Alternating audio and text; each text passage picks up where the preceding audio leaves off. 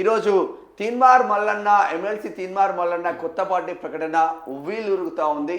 మరి BC UF అంటే backward cost United ఫ్రంట్లోకి వెళ్ళబోతుండు అన్న చర్చ జరిగింది. బట్ మరి రాత్రికి రాత్రి ఏమైందో తెలియదు కానీ నిన్న ఆ రాష్ట్ర అధ్యక్షుడు రామకృష్ణ గౌడ్ ప్రెస్ మీట్ పెట్టి మల్లన్న పైన విమర్శలు మాత్రం చేసిన నేపథ్యం అయితే ఉంది.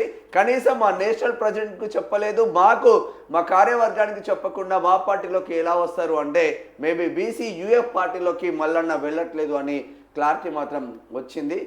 ఎక్కడ కూడా ఫ్లెక్సీలలో కూడా బీసీ యూఎఫ్ అని కూడా రాయని పరిస్థితి మాత్రం ఉంది.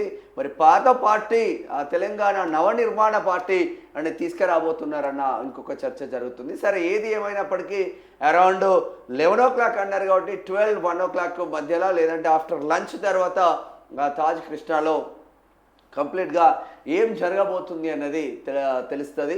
రాష్ట్ర రాజకీయాలు ఇన్ని రోజులు అగ్రవర్ణాల చేతిలో ఉంటే ఇప్పుడు బీసీల చేతిలోకి ఎందుకు రాదు అని చాలామంది గ్రౌండ్ లెవెల్లో తిరుగుతూ ఉన్నారు.